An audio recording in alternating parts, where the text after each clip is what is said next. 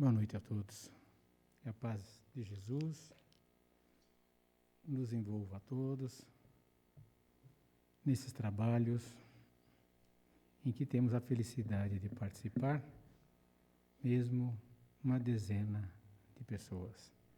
Sabedores que somos do número enorme de irmãos que são trazidos nessa casa para o aprendizado, para o intercâmbio conosco, nesse banquete espiritual que se realiza com essa falange espiritual, mantenedora, fundadora e responsável no plano espiritual e no plano material conosco, com todos aqueles que aqui trabalham, dando seguimento dessa obra inigualável em termos de dedicação, de amor e abnegação dos nossos irmãos. Entre parênteses, só para esse artigo que ela leu, a Nilza, ela falou um texto onde a imunidade depende da condição moral das pessoas, dos indivíduos.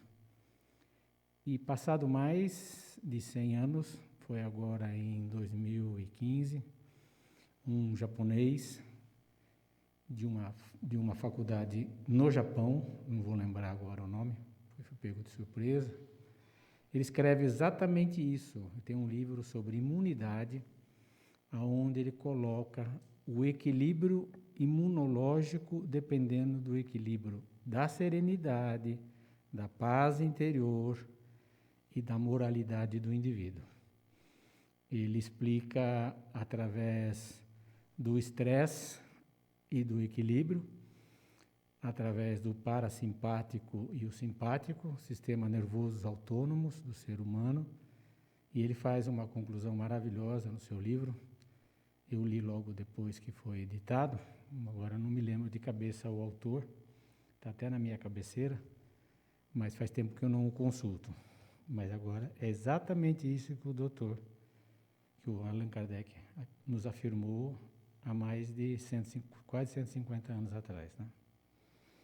Essa é uma lição que está aqui no livro Deus, é uma psicografia do Divaldo Pereira Franco, e para variar, Joana, que nós não precisamos aqui enumerar a sua evolução espiritual, não temos essa condição de abalizar um espírito que viveu na era do Cristo, que foi atendida pelo Cristo e que fez várias reencarnações, doando a sua própria vida para o Cristo.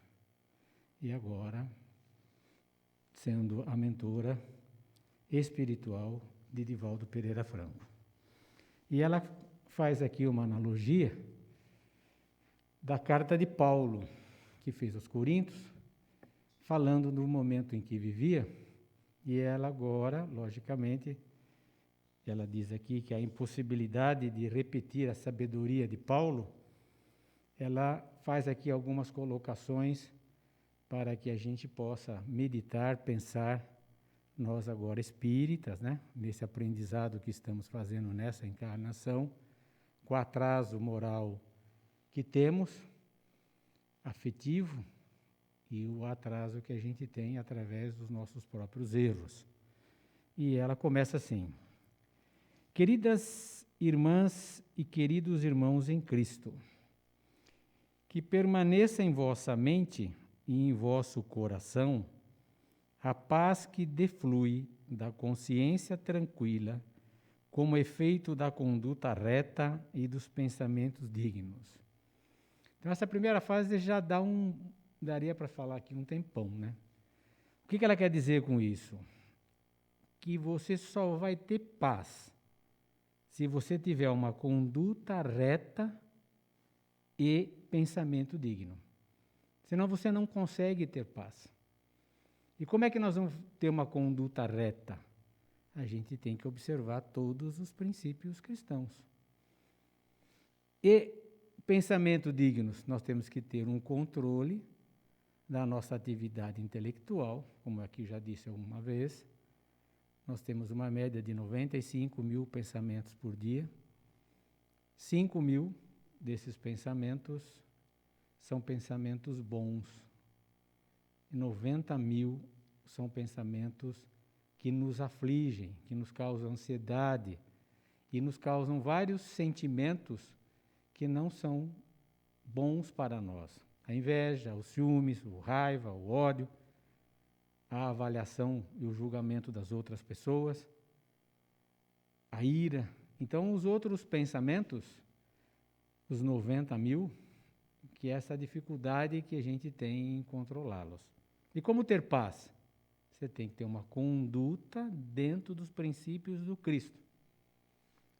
E um pensamento digno. Então, olha o trabalho que dá para nós, que estamos iniciando uma caminhada dentro de uma doutrina reveladora, e que já recalcitramos em várias religiões, nessas 400 reencarnações que nós já vivemos, pois somos espíritos antigos, por isso somos os trabalhadores da última hora, e fomos chamados numa casa espírita. Por isso somos tão poucos dentro de uma casa que tem uma filosofia, uma doutrina e um exemplo digno de como nós nos comportarmos, apesar de humanos e das falhas que nós temos no dia a dia das nossas vidas, assim como aqueles que nos antecederam também. A sociedade atual vive momentos graves na história do seu processo evolutivo. Aqui ele faz uma comparação.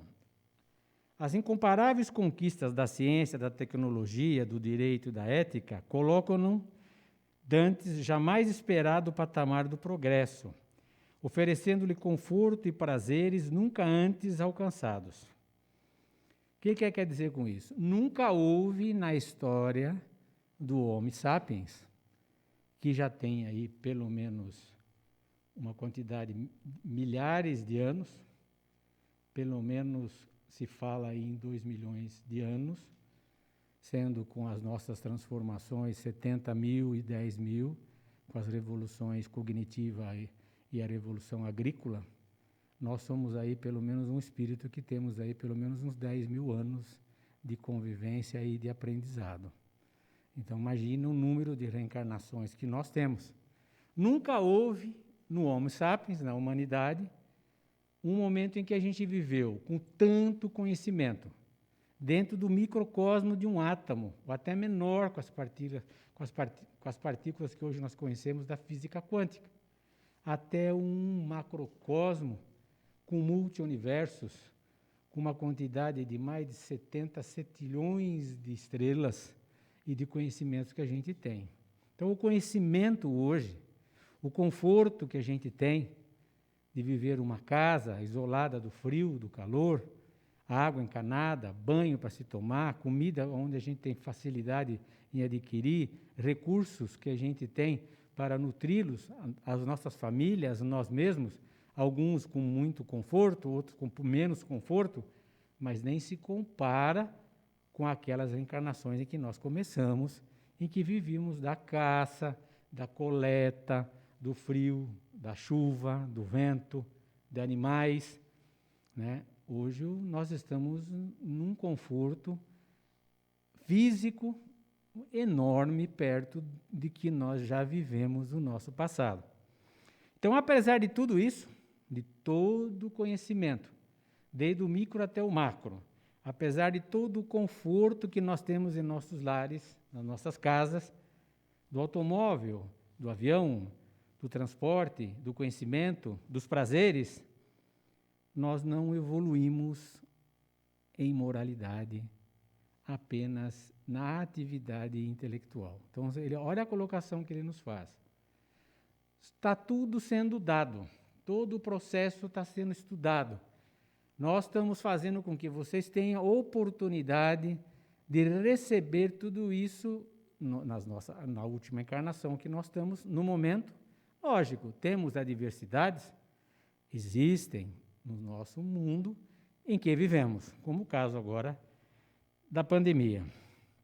Aí ela coloca: nada obstante, pairam sobre os céus róseos e transparentes as ameaças do horror e do desespero que lentamente alcançam os seus membros descuidados, atirando-os um contra os outros e fazendo-os mergulhar no fundo do poço das aflições superlativas.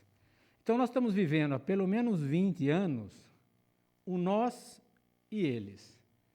O que quer dizer isso? A gente tem um partido político, um clube de futebol, uma preferência em que temos um preconceito contra as pessoas, quer ser de raça, da cor, quer seja da opção afetiva que ele tem, da sexual, da maneira que ele se veste, do jeito que ele vive. Então, sempre nós estamos o colocando dentro de pequenos segmentos da sociedade com intolerância aos outros que vivem conosco. Nós temos uma religião, a religião dos outros não serve, temos críticas da observação que aqueles fazem, de como vestem, do cabelo que têm, da roupa que usam, dos provérbios que se utilizam. Então, esse nós contra eles, que ele está dizendo aqui, é exatamente a intolerância, a observação do que é diferente de nós e a falta nossa de aceitação daquilo que é diferente ou estranho na maneira de pensar, de agir e de sentir as coisas. Então, nós fazemos isso todos os dias, em todos os momentos. É só olhar e assim dizer pejorativamente. Aquele é desse tamanho, o outro tem outra forma, aquele tem um nariz assim, tem outro órgão diferente, e a gente vai pejorativamente dando um adjetivo pejorativo e fazendo com que a gente se separa das outras pessoas sem nem conhecê-las. E é isso que a gente faz. O mundo faz. Ah, mas eu não faço. Você pode ser uma exceção. Mas é o que o mundo hoje faz de divisão de castas, como é na Índia, de divisão de religião e de poder econômico, como é nos Estados Unidos, de divisão de cultura, como se faz na França. Então, em qualquer lugar onde você vá viver, você tem uma casta, uma separação, um grupo que tem uma intolerância e um menosprezo e um descuido para com aqueles com quem ele vive hoje na sociedade. Apesar do quê? Do conforto, do conhecimento, daquilo que nos é fornecido por Deus, porque é Deus que nos fornece o conhecimento e as condições, tudo aquilo que é revelado, eu que inventei. Você não inventou nada, meu filho. Você pode ser inspirado, você foi preparado para fazer uma comunicação de conhecimento ao mundo que a gente vive de hoje, certo? Então, nada é nosso, nós não criamos nada, quem cria é Deus. Nós temos a possibilidade de utilizar aquilo que provém de Deus em benefício dos outros, com o conhecimento ou com o esclarecimento das coisas que a gente vive. As bênçãos de comunicação virtual, por exemplo, ensobrando com facilidade com que se difunde o crime, o terror, o despauperio, envolvendo crianças, jovens, adultos, idosos nas suas teias perversas e constritoras, que os atacam à marginalidade, não nos impressionam. E é o que está acontecendo. Você liga uma televisão, qualquer canal que você vai assistir, desde Cidade Alerta e os outros, não precisa nem observar, a gente vê crimes hediondos contra qualquer tipo de idade, sexo, de pessoas, aonde são muitas vezes sequestradas, assassinadas, muitas vezes violentadas, queimadas, né? E muitas vezes por qualquer tipo de razão, um grupo ataca, que nem foi aquele caso da médica que foi reclamar, com um martelo, puxando o cabelo, agredindo mulheres que estavam ali num churrasco. Então a gente vê de tudo que é tipo. Crianças sendo assassinadas, como foi o caso do Miguel, né? E assim vai. Então a gente vê isso não se assusta, nós não nos assustamos mais com isso. Está tão comum no nosso meio em que vivemos, que isso não tem mais um fenômeno que nos causa uma piedade, uma compaixão, um comedimento. nem parar para fazer uma oração para aquele em que nós estamos acabando de ver aquele tipo de notícia. Não nos impressionamos mais. Começamos com 1.000 mortes, já estamos com mais de 58 mil, e nós estamos, morreram 58 mil. Mas nos Estados Unidos também já morreram 140 mil, e assim vai. Então, nós, apesar de todo o conforto, de todo o conhecimento, não nos impressiona mais. Competindo com a facilidade de ampliar as informações em torno do belo, do bom e do saudável, os enfermos morais utilizam-na para a anarquia, para a vulgaridade agressiva e destruição. Quer dizer, todo o conhecimento que nós estamos tendo, o que sempre tem um grupo de pessoas que desvirtuam a característica boa, benéfica, a característica que tem ali de bondade. Há uma piada, uma gozação, é só ligar o rádio e você vê. Sempre tem um programa humorístico fazendo com que aquele tipo de atitude de determinada pessoa vai para o lado do pieguismo, vai para um lado de o quê? Desfazendo aquela atitude ou aquele posicionamento ou aquele devotamento que a pessoa tem. Se ela doa alguma coisa e ficam sabendo, porque ela tem interesse. Amanhã ela vai ser política ou vai ter tal coisa. Então, sempre uma suspeita em relação ao comportamento do outro, sem esperar se aquilo realmente o é. Então, nós estamos dessa maneira. Olha o grau de despaupério, o grau que nós estamos hoje na sociedade que nós vivemos. Aí ela vai para a mídia. Armas e equipamentos que promovem a desgraça encontram-se ao alcance de qualquer pessoa que ele examine os sites cruéis. Quer dizer, você entrou na internet, você pode comprar qualquer tipo de droga e se entrega em casa. Você pode comprar qualquer tipo de arma e você recebe em casa. Tanto em site brasileiro como site americano. É só entrar na baixa internet. Você consegue tudo. E é o que ela coloca aqui. Além disso, utilizam-se desse meio, sites cruéis que ela chama, são violados segredos seus. Então, seu CPF, seu RG, seu CRM, seu CRO, aquilo que você tem de propriedade, são violados e são utilizados para se vangloriar ou para se criar benefício para os outros. Então, há um furto dentro do uso de uma arma maravilhosa, que é a internet, que é o computador, que são os hackers que ela fala, famigerados hackers, que são os ratos da sociedade. Olha que consideração que ela está colocando aqui. Aí ela coloca, esse progresso que nós estamos vivendo, rápido de conhecimento, porque antigamente, todo mundo tem uma ideia, e quando você, por exemplo, eu estou formado já faz umas 4 dezenas de médicos. A gente dizia o seguinte, uma informação ou conteúdo médico, ele dobra em torno de 7 anos. Passado uma década, a gente dizia, já está dobrando em torno de 5 anos. Agora, a gente tem recurso que de um mês para o outro já mudou o conteúdo da explicação fisiológica, patológica e da enfermidade que a gente tem. Então, a rapidez do conteúdo hoje é algo incomensurável. Você não consegue estar atualizado, nem que seja numa pequena área, por completo todo o tempo. Porque a velocidade do conhecimento, ela se duplica numa velocidade que a gente é incalculável. Tá?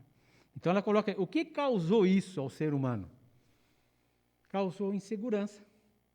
Porque você não sabe se você sabe. Você chega numa situação que você é profissional daquela área, ou você atua em determinada situação. Só que você não sabe se você sabe tudo daquilo. Você não sabe isso que cria em você, uma ansiedade, uma preocupação, né?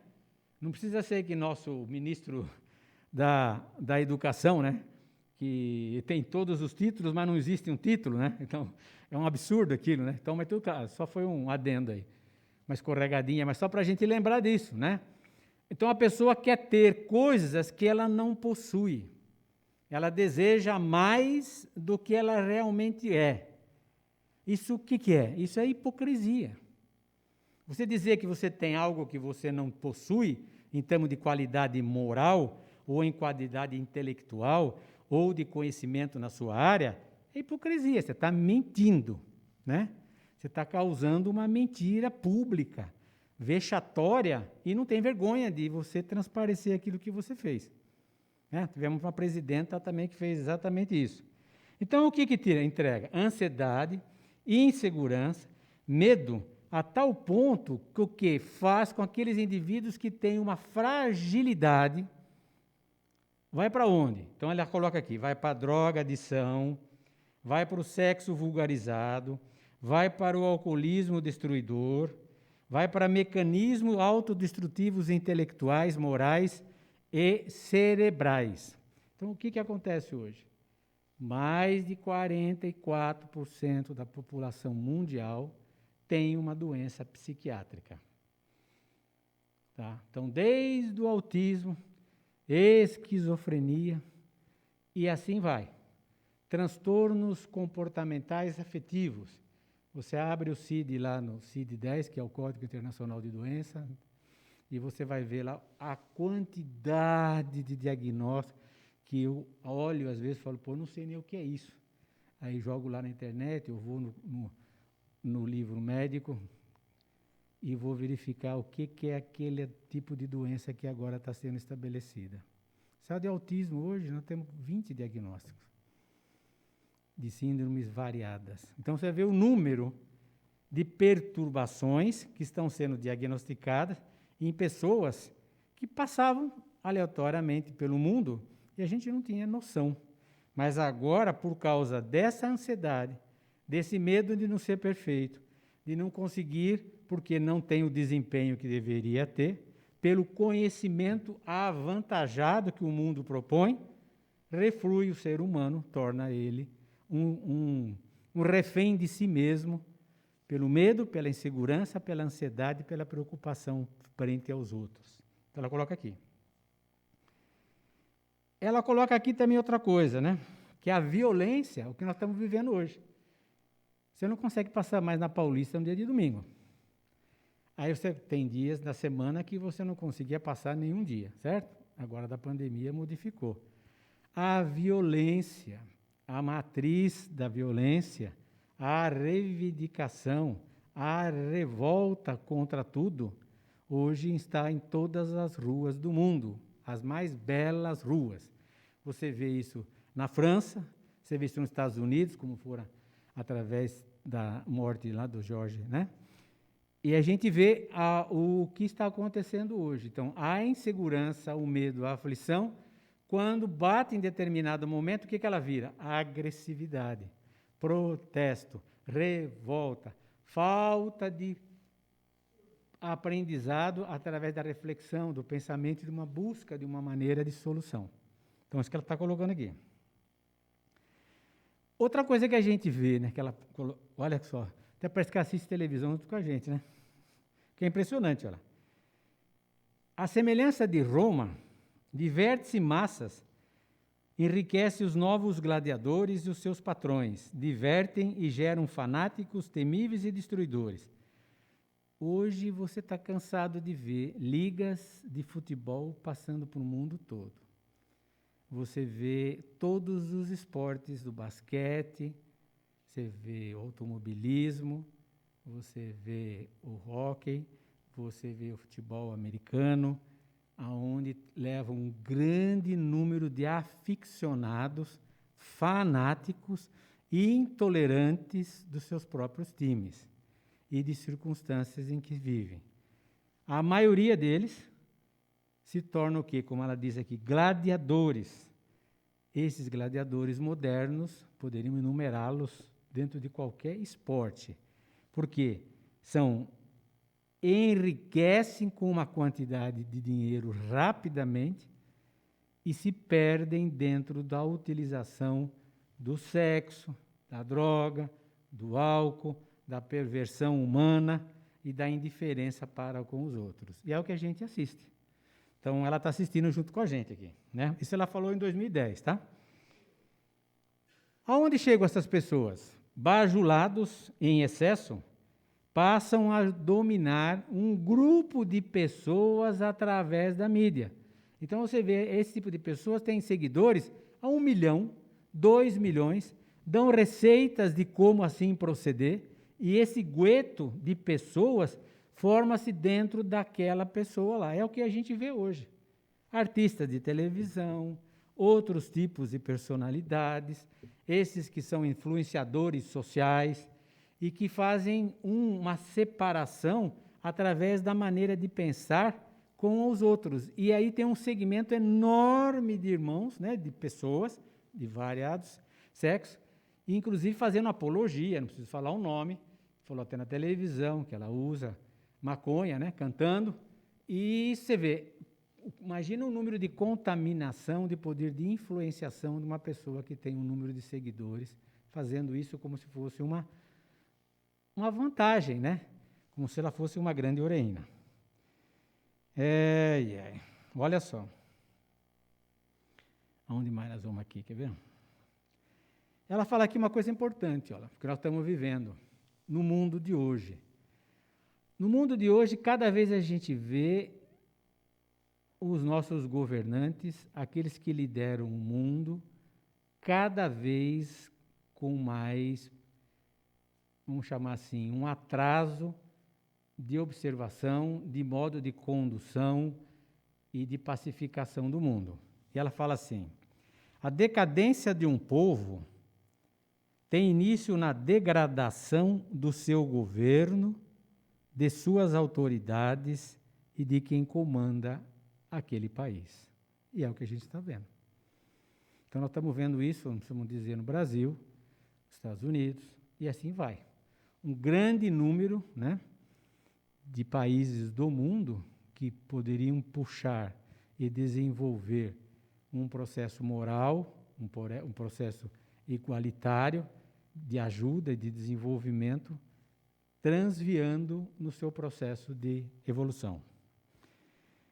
Para despertar a consciência individual e coletiva, que se encontrava obscurecida, Jesus veio à Terra nos dias mais tormentosos e trouxe a mais extraordinária mensagem de amor e dignificação humana, nunca antes ou depois apresentada. Apesar disso, porque feria os interesses sombrios dos poderosos, ele foi crucificado. Então, nós já sabemos, ele chegou no momento em que necessitava um novo direcionamento à humanidade, o fez, foi do jeito que nós sabemos, não precisamos repetir, e aí tudo aquilo que ele ensinou durante alguns anos foi multiplicado, no sentido de replicado, e depois, como ela coloca aqui, foi mutilado.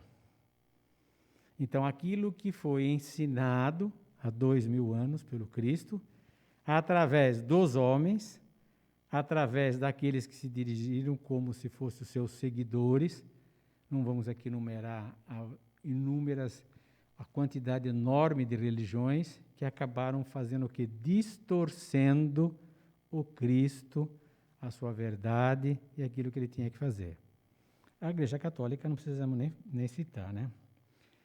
Aquelas lições exaradas na cátedra da natureza e vivenciadas no seu exemplo, conseguiram superar todos os mecanismos constritivos e adulteradores, permanecendo como estrelas apontando rumo à noite dos tempos, para ser ressuscitada pelo Espírito de verdade. Então, depois de 1857, é que veio o Espírito de verdade tentar refazer aquilo que o Cristo disse, e é essa mensagem que nós estamos recebendo hoje.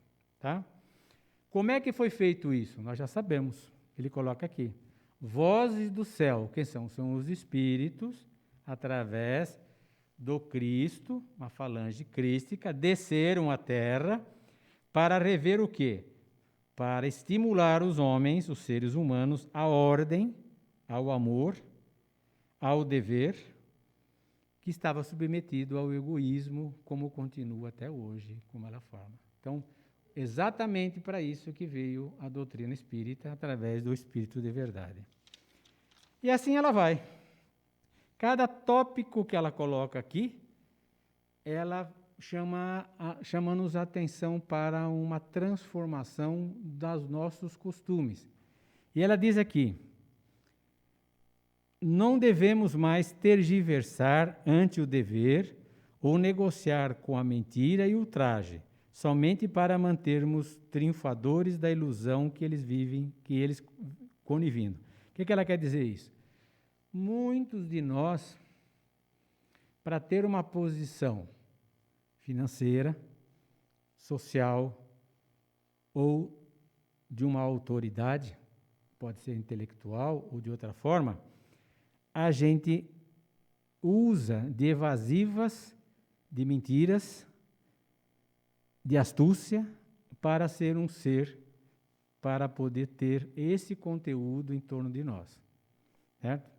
Então, o ego nosso, né, nos leva, muitas vezes, para adquirir determinadas posições na vida, desde o dinheiro, do emprego, de ser aceito à comunidade, a gente faz a tergiversação. O que é isso?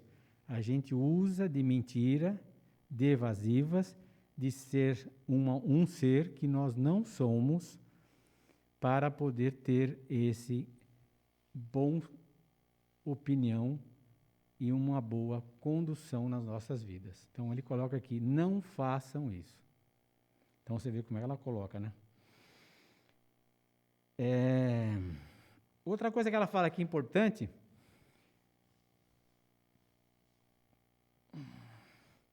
que só abraçar a doutrina espírita não foi isso que foi ensinado por Jesus. A doutrina do Cristo. Então não adianta você saber a doutrina do Cristo, você saber a doutrina espírita, mas só o fato de você abraçar, estudar e conviver com a doutrina, isso não é suficiente para você. Ele a coloca assim: não foi isso que o Cristo veio nos ensinar. E ela vai colocar aqui o que nós vamos ter que fazer. Ela diz aqui: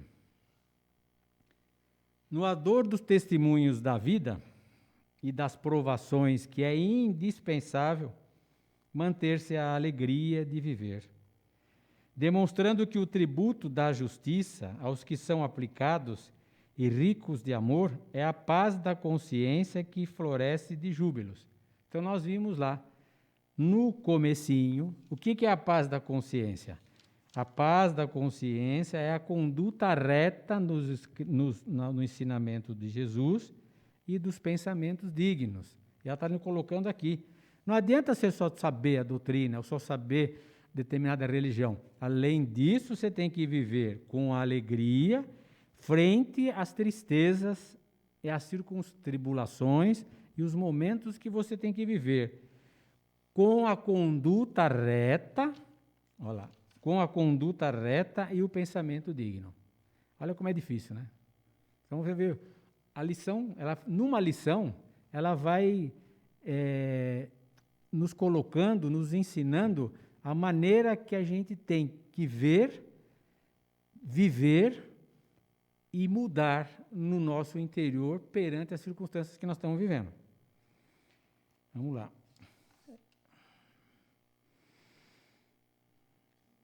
Evitai o ressentimento, o melindre, a maledicência, a inveja, porque todos eles corrompem o coração e entorpecem o discernimento, embriagando o ser com os tóxicos do egoísmo exacerbado. Então isso a gente já sabe. Você hoje, dentro de uma casa espírita, se você sai fora de um bom senso espiritual ou de um bom senso de si próprio, você imediatamente recebe uma atuação espiritual por você mesmo, mostrando a você que aquilo que você está fazendo está equivocado. Então, quem está na casa, quem conhece a doutrina, quem vive o espiritismo, sabe que a gente não pode tergiversar, que a gente não pode evadir-se da conduta do aprendizado, porque imediatamente vem a você um mal-estar, pode ser súbito ou pode ser durante o sono, com pesadelos, insônia, perturbação, com aumento da pressão arterial, com alterações físicas, e em que vai denotar a você que o caminho que você está ocupando hoje está equivocado com o conhecimento que você tem. Então você vê como a fase que nós estamos chegando. Nós estamos numa fase de vida, todos nós que estamos aqui há bastante tempo, no aprendizado da doutrina, em que a gente não pode sair do trilho, como a gente faz. Saiu do trilho, você vai ter uma trombada, certo? A trombada vai depender de cada um e do grau do risco que você tem. Quanto mais conhecimento, quanto mais vivência, maior o tombo de uma pequena ação comparado a alguém que tem pouco conhecimento, pouca vivência e pouco processo de evolução. Então, o tombo vai depender do tamanho do seu conhecimento e é agravado pela situação que você está vivendo. Então, vamos lembrar disso. Cada vez que você vem aqui e você é abençoado, recebe da espiritualidade a transfusão de energia que nós estamos recebendo todos aqui nesse momento, a água fluidificada, o ensinamento que é passado, a presença dos bons espíritos, aqueles irmãos nossos queridos que são trazidos para nos reencontrar, para matar a saudade, nos traduzir um bem-estar para nós e para eles, satisfazendo muitas vezes a vontade que eles têm. Já foi nos dito aqui pela nossa irmã Margarita, pelo Zé Carlos, através de um outro, que a saudade deles é muito maior que a nossa. Quer dizer, a gente já tem uma saudade dos nossos pais, dos entes queridos, daqueles que nós vivemos, que é a saudade deles, porque nós estamos no meio nosso. Nós estamos com os nossos recursos, nas nossas casas, com as nossas famílias, no nosso trabalho, vivendo as nossas condições daqui. E eles não têm esse ambiente, estão num ambiente diferente. Então, quando lembram daqueles queridos, a saudade é muito maior do que a nossa. Então, lembrar sempre disso. Aí ele coloca aqui, ó, as indústrias do divertimento, da banalidade, da insensatez, da exploração de todo gênero, arrastando os incautos e levando-os de roldão no rumo do abismo e da frustração. Então, o que ele está dizendo? Nós temos que tomar cuidado com a desatenção. Se você tem um caminho, você vai daqui para Santos, ou você vai pela Bencheta, ou você vai pelo Imigrantes, mas você tem um caminho. Aí você desvirtua, você sai do caminho que você vai. Você vai parar lá em São Mateus. Então você corre um risco grande de lá de ser o Mateus, não porque seja São Mateus, de ser assaltado, de você ter um acidente de automóvel, de acontecer algo com você que você saiu do seu caminho. Então ele está dizendo aqui, cuidado com a desatenção. Se você está no seu caminho, continue nele, não saia fora daquilo que você tem que fazer. E tome cuidado quando você sai fora do caminho por alguma prerrogativa que a vida lhe impõe. Então isso a gente já sabe, né? Lugares que você pode ir, em que você pode se sentir muito mal, que não faz parte da sua vida. Então isso, cada um tem que aprender isso. Aonde vai, que vibração sente, e que mal-estar te mostra para você aonde estava. Há uns anos atrás, só uma experiência curta, eu estava num país onde tinha um cassino. E meus filhos pequenos queriam entrar lá para ver como era o caça-níquel. E eu entrei com eles, podia entrar lá nesse país, e ficaram lá brincando no caça-níquel, que era permitido para criança. E eu fui até uma mesa de roleta, de bacará, e fiquei olhando. Mas não deu 20 minutos, eu comecei a vomitar, passar mal. Tive que sair de lá depressa, pela vibração que aquele ambiente tinha. Do que vibração? Do desejo do jogo, da perversão emotiva que ali existia, do caráter que as pessoas estavam, né? Então, eu estou falando um exemplinho, né? Você imagina em cada lugar que você possa ir, né? Em que você saiu do seu caminho, você entrou num lugar que não é para você. É aquele negócio, você está no lugar errado, na hora errada, e o que você quer que aconteça? Coisa errada. Então, é isso que nós estamos hoje vivendo. Nós, da Casa Espírita, não tem dúvida disso. Nós temos que ter um policiamento individual e familiar, se possível, principalmente as pessoas próximas e achegadas conosco, para evitar esse tipo. Porque uma casa como essa, no momento que a gente vive, de desespero e de pandemia, de todas as ordens, você imagina o número de ataques ou de vibrações e o trabalho que a espiritualidade tem de conservar esse núcleo de amor, de luz, numa situação de trevas em que vivemos no momento de hoje, com tantos óbitos, com tanta doença, com tanta dor, com tanto sofrimento humano que nós estamos acontecendo. Então, não é só a morte, é as perdas dos empregos, é a perda das pessoas queridas, é a situação de medo, de angústia, de ansiedade, do que vai ser amanhã, no ano que vem, das contas que não se tem como pagar, é das pessoas que têm que mudar para procurar um outro lugar, é das separações, das intolerâncias das famílias, de casais que hoje aumentaram um número enorme de separações, então, dos desamparos que estão acontecendo. Imagina tudo isso numa ordem psíquica, numa psicosfera da cidade, do Brasil e do planeta em que estamos vivendo. Como isso nos aflige, como isso provoca a todos nós uma sensação de mal-estar. Ela diz o seguinte, uma frasinha para terminar. Sede fiéis ao compromisso assumido por todos vocês espíritas desde antes do berço. Olha só. Então, nós já vamos reafirmar. Nós estamos numa casa espírita. Nós já vivemos várias reencarnações. Nós já fomos em inúmeras religiões. Já vivemos várias profissões e circunstâncias, de pobreza e de riqueza, de sexos diferentes. Ora somos mulheres, ora somos homens.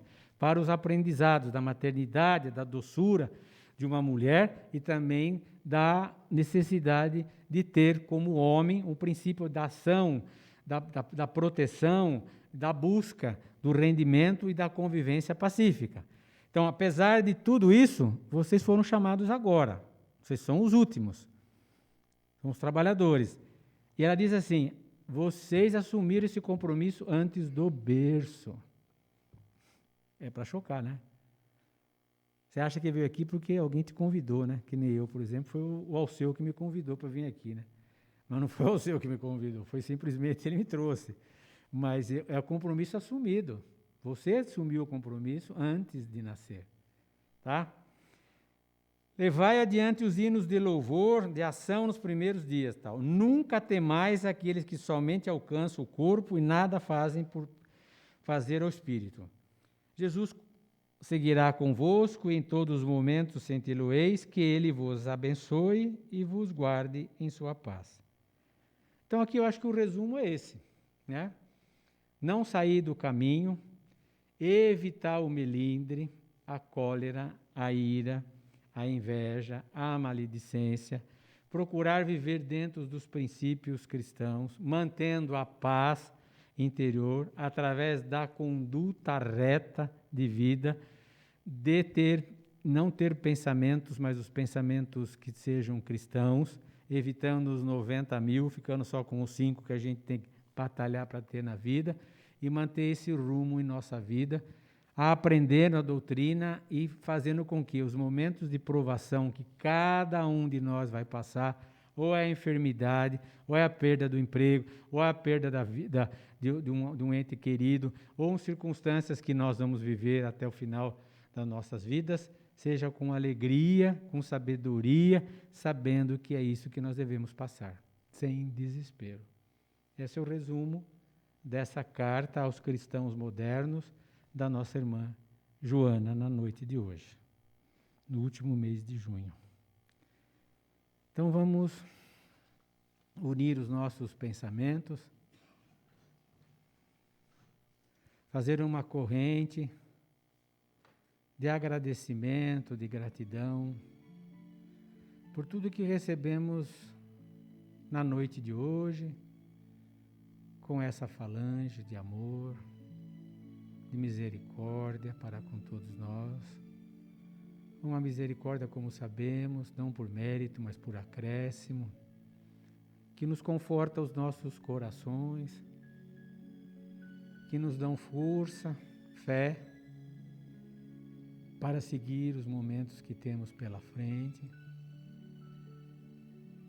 Nessa situação em que o planeta se encontra, nessa fase de transição planetária, aonde sabemos que a dor, o sofrimento, levará para inúmeras e milhares e milhões de pessoas. Que tenhamos dó, piedade, compaixão, que podemos e devemos orar por todas elas, não esquecê-las de forma nenhuma. São dignas da nossa oração, necessitam do nosso amor, da nossa lembrança, do nosso pedido. Muitos na dor da carne, nas UTIs, nos hospitais, nos manicômios, em todas as entidades que assistem, lembrando sempre de agradecer a essas pessoas, e cada vez que eu tenho oportunidade de assistir, me comove, sentimento que eu não tinha. Graças a Deus, estou começando a sentir, que é a simpatia, a compaixão e a observância de uma classe de pessoas, que são as enfermeiras e os enfermeiros, que colocam a verdadeira mão na massa. Feridas, banho, trocas, curativos, paciência, alimentação. É algo incalculável quando você tem como observação, como observador, poder olhar, observar essas pessoas agindo, atendendo, às vezes sem nenhuma condição, mas dando ali o seu trabalho, o seu amor, o seu carinho para todos. Então pedimos por essa classe de profissionais, aqueles médicos também que possuem esse coração grande, que atuam muitas vezes em plantões seguidos, em circunstâncias difíceis, assistindo à morte, o desespero de alguém morrer por falta de ar, ou morrer com uma dor violenta, passando ao plano espiritual, Senhor. Então vamos agradecer essa oportunidade desse intercâmbio, agradecer aos nossos irmãos, desde o Dr. Bezerra, que aprovou a construção dessa casa, Dr. Albert Schweitzer, Pai João e toda a falange, Teuzinho, Bernardo, Inácio, Joaquim, Jacó, Damião, e essa maravilhosa grupo de centenas de espíritos que aqui trabalham anonimamente, que nos dão essa oportunidade de estar aqui na noite, tendo a satisfação de ter aprendido com José e Marguerita, e todos os nossos irmãos que aqui estão na casa, Senhor. Vamos pedir por mais um irmão que fez a passagem pelo Covid-19, José Pedro Biral, estava internado e há 2 dias fez o retorno à pátria espiritual, lembrando do seu Joãozinho Alcides de Sandre, a todos que estão aqui na casa, alguns numa situação mais grave, como Cláudio Gaspar, outros internados, como Edeval Cardoso, entubado, esses que estão nos nossos isolamentos, vivendo a separação dos outros, já estavam separados da família e agora também confinados por isolamento, Senhor. Pedimos por todos que passam por situações semelhantes, de dor, de sofrimento, de abandono e desamparo, de falta de atenção e de carinho. Pedimos desculpa por muitas vezes não ter condições, ou para nosso egoísmo, ou para o nosso modo de ser, de dar uma atenção maior a esses irmãos que merecem sem dúvida nenhuma. Então a Deus, a Jesus, o nosso pedido sincero, apesar da nossa hipocrisia, que nos ajude em todos os momentos e a todos esses que pedimos, Senhores. Vamos em paz, levar essa energia pura aos nossos lares, a quem nós convivemos no dia a dia, nessa cidade, no estado, no país, e assim vai para o mundo todo. Pai nosso que estais no céu, santificado seja o vosso nome, venha a nós o vosso reino, seja feita a vossa vontade, assim na terra como no céu.